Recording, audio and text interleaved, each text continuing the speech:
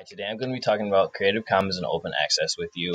I created this website through Google Sites, and I probably say the biggest difference between Google Sites and HTML CSS is that CSS has more lettering and abbreviations to remember, while Google Sites is simpler because it doesn't have all those things, and I personally believe that it's more user-friendly and almost anybody could do it.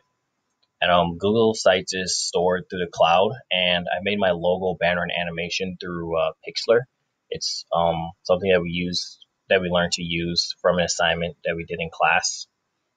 But back to your Creative Commons and open access. Creative Commons is a copyright license that helps in free distribution of an author's copyrighted work, while open access is similar, that it also deals with copyright, but it has way less restrictions on it, and it's simply where like somebody could post an open form for anybody to see, and the people could download it and copy it without having any restrictions. And then to our purpose page, the purpose of Creative Commons and open access is to help authors and the creators of works to copyright their work, so people can't use it and plagiarize it for whatever they want. This picture right here shows the different kind of licenses they can get.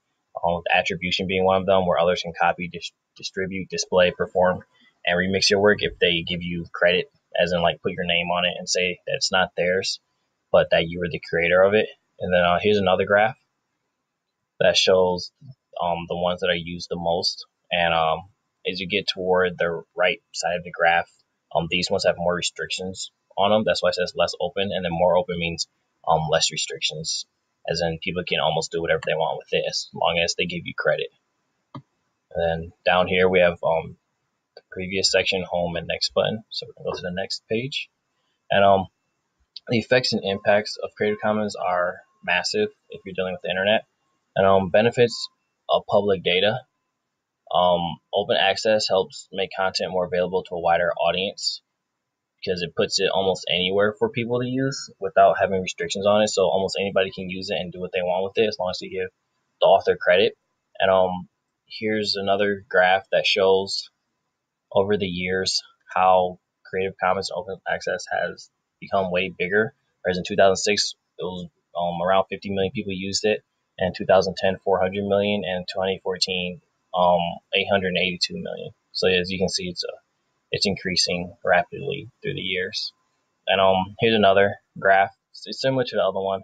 It just shows the ones that are less free and more free, as in like the restrictions that it puts onto the user trying to use it from the author or creator of the work that they're trying to use.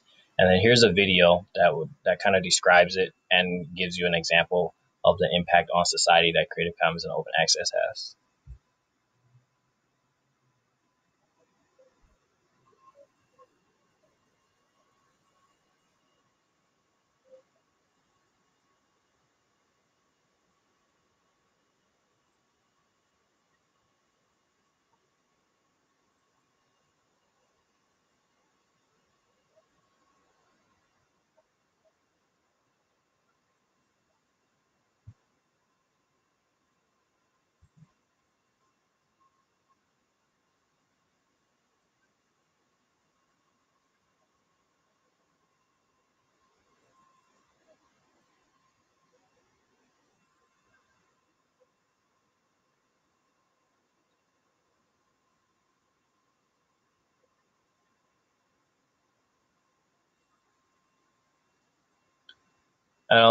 That video right there was just a small example of how it could be used by any regular person in the world. And now we're gonna go to the next page, which is the technical aspects. And this right here is a graph that shows um, the user between Creative Commons and a user, like how they interact with each other. And here's another video about Creative Commons that's a little more descriptive on how it works.